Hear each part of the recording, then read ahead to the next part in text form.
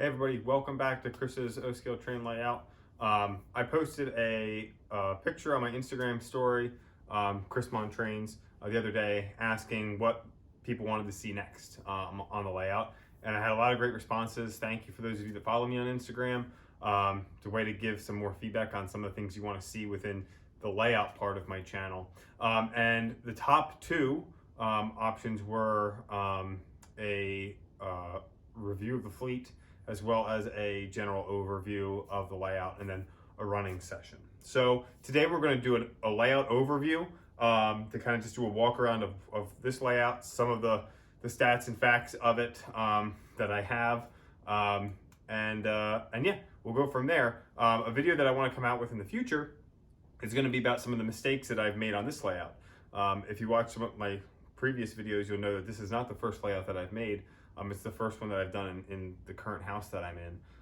But even being the second layout, actually third layout that I've done in my lifetime, still made some mistakes. And so I want to be open and honest with that. So folks that are working on building a layout, you know, they can hopefully not make the same mistakes I did. But for today, we're just going to do a general overview of this layout. And we'll start just kind of coming down the steps and then start on one end and work our way across to the other. So let's get started. So coming down the steps into the basement, you kind of greeted right away with the station platform. That was kind of the way I designed this layout. By doing that, it's just kind of like a centering piece. And then we're going to start by glancing over here to the left. And this is where kind of the control center is of the layout, as well as the turntable area and some engine facilities. So when I designed this layout, my basement is set up sort of like a U with the steps in the middle. I would show you the rest of the basement, but it's a bit of a hot mess. But kind of behind me is a couch area and TV. So this was going to be just a loop and then kind of send the layout back the other way, almost like a dog bone style layout, if you will. So this was always going to be where the turntable was for my original design. And so I have a 28-inch turntable from Millhouse River Studios. I did add the weathering to that. They did the weathering for the inside there of the turntable itself. I did the weathering on the the actual track piece there, that not the pit, the turntable itself. I did the weathering. They weathered the pit. I added some more weathering on the inside, some dirt and rust, things like that, that you might see. But so that was kind of like the centering piece here. And then my goal was to put a roundhouse in. And impatience got the better of me, and I wanted to get the whisker tracks put in place. I still have the possibility of putting a roundhouse in eventually. Obviously, a lot of the whisker tracks over here don't have any ballasting or any concrete structure. The concrete that I have here has not been redone. It was just the concrete color from Woodland Scenics, not the concrete color that I do with my own weathering that I described in my latest video. So this section of the layout here is made up by 4x8 sheets of plywood that come out from the wall. So we're from the wall 8 feet out to here. So we're using, I want to say this is 088 curve and 096 curve, I believe. Actually, it's 8 feet out to here. And then I added another about 16 inches or so to the edge of the table here. So that's that big loop around here, and then it carries over to a siding for our station platform. Now, the way that I have this designed is the siding is actually further away from the station, not further in. And that was a design that I made because I figured my outer loop wouldn't have any other kind of sidings or places for trains to pull off of. They would have to go into the inner loop and then off into a siding. And I had the space, so I decided to do it here. Perhaps if I were to do things differently again, and this will be in the mistake video, maybe I would make that siding on the inside track and have all this stuff kind of just slide it over more. But what it does do is it provides more space between the edge of the layout and the running trains. And so that's really helpful. So if we pan back over this way a little bit, the engine setup here, engine facility is set up in that I have 3 tracks that enter the turntable. And the reason I have that is because I only bought the 28-inch turntable so I could store large locomotives like the Vision Big Boy here. So in order to fit an engine that is, 3 feet in length, I needed to make sure that my turntable was small enough that I could fit it in the middle and then fit that whisker track between the edge of the turntable and the inside loop of the main line. So to do that, I couldn't buy the biggest turntable available. I had to buy one of the smaller ones, a 28-inch. And what I did was, by creating 3 tracks that come into that turntable, I can send a locomotive that's larger than 28 inches straight across that turntable and onto its whisker track. So I can store the Vision Big Boy. I could store the old cab forward that I had. Some of the bigger locomotives that I have, I can just come in and go right across that turntable. So again, I've got one track that enters from this straight off the main inner loop here, and it comes straight across where the GG1 is. And then over on this side, in the back here, it's kind of hard to see. So the daylight passenger cars there are on my outer main line. And then my inner main line comes in here, and I've got a switch that breaks off into this siding that's kind of a yard branch here. And then a switch here that brings one line across to where the E8 sit, or right across here to the turntable. It can also come straight across here and go straight into this engine house, which I haven't figured out exactly what I'm going to end up doing with that when everything's said and done. Or it can switch over and come across the turntable as well to another whisker track. So that's why I have so many tracks that come into the turntable, just because my turntable is small, and that allows me to store 3 locomotives that are larger than 28 inches on my turntable. You can see I'm gonna have the whisker track set up. There's a lot more work that needs to be done over at this side of the layout. And I just have to kind of figure out exactly what I want the final product to look like. Am I putting a roundhouse in? Am I just gonna have it be open and then I have to redo the concrete, maybe tear out some of the ballast work that was done and just put full concrete in? There's a lot to do still. As we come down, here's the control center for the layout. I had originally had these switches over on this section here, which is why there's all those holes there. This hasn't been cleaned up yet. And one of the reasons it hasn't been cleaned up yet is because if I were to take this off, I have to rewire all of those switch controllers, and that's gonna be a pain. So for right now, I'm just kind of letting it go.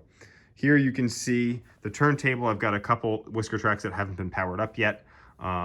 So that's still work that needs to be done. And then this is the controller for the turntable to turn it. I will do another video on the control center of my layout in due time. So to review this section, it comes off the wall here a little over 9 feet, and then loops back around to this section here. And this section here is about 6 feet off the wall or so. And it kind of comes in, so when you come down the steps, you've got more space here before the layout. That's kind of how it kind of cuts in and then comes over. So as we come around this way, we'll just follow the main line around. I've got this road here. This still needs to come across this way. And then the road carries around to the Menards Power and Light building, and then over here to that switch tower and that engine facility. Now this is a pop-up here. I can pop that up and to get to all these switches and the back of the layout without having to crawl over. If I'm just standing here and reaching, I can get just past the station platform. I can't get too far back there. So that pop-up really helps. Over here, I've got a siding, and this is the Woodland Scenics Morrison Door Factory. So I have a switch here, and the power for that siding is there with the switch controller here. Actually, this switch controller here runs the switch in the back. This switch here has a manual Caboose Industries throw on it, which a lot of my closest switches have those Caboose Industries throws. They're just cheaper and easier to set up. So this industry is pretty stagnant, pretty much that this old MTH car that's got the graffiti on it pretty much just sits there. I don't do too much switching out of that location there. Coming around, we then have this diesel engine facility. I still have to redo the concrete on this platform as well. But here I store, my kid's Thomas train. We've got some trash heaps, and I want to fill that gondola with some trash as well. And then the diesel engines are stored here as well. The wiring for this still needs to be corrected. I'm having some issues recently with it, but I have a switch right here that powers those 3 tracks. The switch there, that 3-way raw switch is not wired up just yet. I can reach over and flip it with my hand if I need to. So from here I've got a crossover, and then this inner loop then switches across here and comes around to my yard for my rolling stock. It can also come around here, go through this tunnel, and connects with the inner loop underneath there. We'll follow the main line around. So we come around, and this is where the outer loop begins to drop down. I've got a siding here for the oil facility, Strasbourg train sitting there right now. And then we come across the truss bridge, and then the outer loop goes up and under, and the inner loop goes under the tunnel there. As we come around this way, this section of layout from the wall to here is probably about 10 feet or so, I would say. I don't have my measuring tape on me, but it comes out quite a bit, and then we've got a big 096 loop underneath this section here. So if we come around, this section is not complete yet. Lots of work to be done here, but you can come down here and you can see how I've got this set up. So I've got some supports under here, and then there's you can see the hole that if we look underneath the layout, which is a hot mess, there's the pop-up there. And that pop-up comes right up in the middle here. I've got the board out, so I can stand here and do some work on that upper loop. These loops down here, they just kind of continue around. They go right underneath the spine of the layout all the way down. Let's see if we can see here. All the way down, and it's pretty dark, but the one thing is, and I'll try to show you with my finger, just to the left of this is open. So if I have a train that derails 10 feet up this back wall underneath that spine that I can't get to from this pop-up here, you know, I can actually be underneath the layout and get my hands up and underneath there to pull that train out if I have to. Maybe we'll explore under the layout eventually when I get it clean. So after the trains go underneath that spine, inner loop can switch out here to reverse back if it wants to. It can also cut straight across over here, or they can come out this other side of the tunnel here. I've got another crossover, and then the double main line just kind of continues down. We have the switch off here to come into the steam yard, or those lines continue, and we have a crossover right there. On the outer main loop, we've got the switch at that very far end there to switch to the upper level. And you'll see the double header Pennsy locomotives there. The J1A and the M1A are pulling a car of reefers and some coal. It goes up that grade, which is about 2.5% or so, up and around the back and along that top spine. And that scenery is not done. I've just got a couple building flats there. This is a dummy switch. It's not wired, it's actually screwed in place. And that track switches back into a tunnel portal there that I will have a mirror. So it looks as though it keeps going. But in fact, that is unwired, unpowered track. It's just there for looks. This upper level here, we have a switch that's unwired that will switch off into, I'm hoping, a mill of some kind. We've got a roadway that's going to come up and cross over there as well. Kind of have like a town scene as we continue to build more building flats for up there. And then this just loops around here. You can see the freight train here I've got set up. It's just a little too long, so I've got to pull some cars off so it can complete that reversing loop and head back down. So that's the upper level there. This bridge span here is about 36 inches or so. I used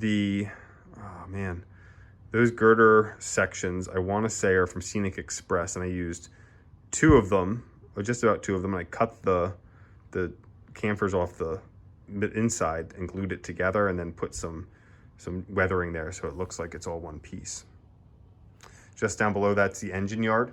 I kind of mentioned that earlier. So this switches into a yard switch here, which is made from Ross, and switches into 4 tracks that I can just store some passenger cars on. Now, when I designed this layout, I wanted to have a yard so I could store my rolling stock on the layout without having to pull it off.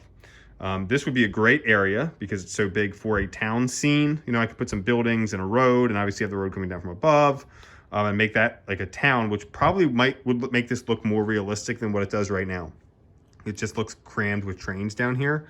But I felt like I needed the yard. Now, if you follow my channel, you've probably seen JD's trains, JD Stucks. He's got a great following. He's working on building his new layout. He has a level underneath his layout for storage, as well as a reversing loop. And I commented on his latest video that he's kind of making me think that that's something that I would like to do also. So that's a possibility. If I do add a lower level, that switch would happen underneath that tunnel in that back area. We'd have a switch that would go out, and then we would drop down and underneath this section of the layout. I don't know if it's feasible yet with the grade that it would have to be, but it's something that I'm playing around with in my head. While we're over here, behind these retaining walls, this is a pop out where my finger is going. You can kind of see the white line there, and then it comes over this way. That whole section pops up and out, so I can go underneath the layout and come back there and do any work that I need to on that back side of the layout, which is really helpful. So how big is this layout altogether? From that wall to that wall is 36 feet. So obviously I'm off that wall probably 8 feet at this section here, about 8 feet. The layout comes around, comes in, and then it works its way back out to probably 10 or 12 feet before it loops back around. So 36 feet from wall to wall, and then from that wall to the end of the loop is about 26 feet. So we're pretty much 36 by a 26 foot L size layout. And then you can see I've got some Glenn Snyder display shelving on that wall and more work to be done there. So that is an overview of my layout. Here you've got the yard switch. This is actually screwed into place. This is unwired track that's just kind of weathered to look as though it's deteriorating. So there's a layout this size. There's a lot of work that can always be done, and obviously I have a lot of unfinished sections of this layout, or sections like the concrete here that needs to be redone. But it's a large scaled layout, so I have a lot of work that I still have to do. Because my layout is so big, I do have switches over on this side that control the switches on this side. And the reason why what I used here is just some tape to kind of help you figure out which switch controller controls which switch.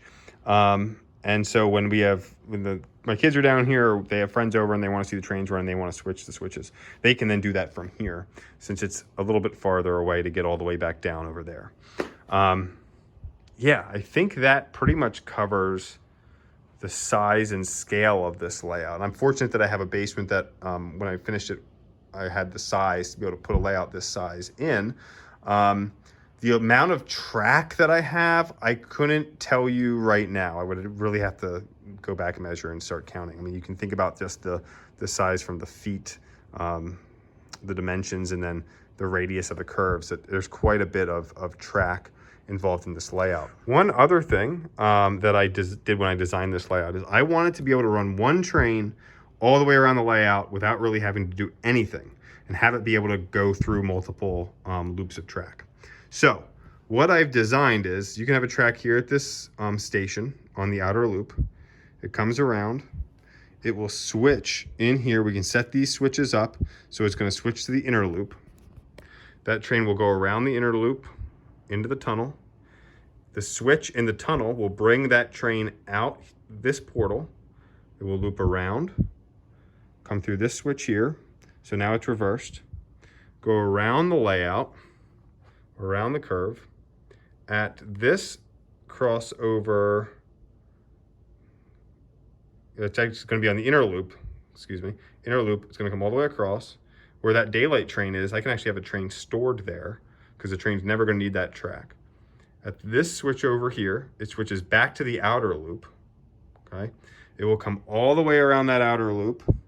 Now this switch here, it will have to come back straight through. So for engines, if I have this switch thrown so that it's diverting off the main line, when that train comes back, this is spring loaded, so an engine can get through there. But those light passenger, or those light freight cars, rolling stock, especially those 33,000 gallon tank cars, will derail. So I still have to throw this switch manually myself. But what will happen is it'll continue on that main line, the outer loop. It'll then go up to that upper level, all the way around. It'll do that whole loop there. it will come back. The switch for that reversing loop is actually unwired, and it's not even hooked up to a switch machine. So if the train's going this way, it just opens it up, and if it comes back this way, it just flips it that way. Because I'm not concerned over which way it goes, so I'm just kind of letting it go that way, and train just reverses the loop every time it comes up and goes down. The train can then come back down that back spine to that outer loop and do that same loop again, where it comes in, goes to the inner loop, reverses, comes back, goes to the outer loop, goes back up and around. The only thing that I have to adjust is one switch. So I almost had it designed perfectly, but you know, it is what it is. By doing this, I'm able to make that pattern work, which is something that I'm proud of. So we'll go through some mistakes in a later video, but this was just a general overview of my layout and its design. So if this is something you liked, hit like, hit subscribe. Let's run some trains here at the end, and we'll see you next time.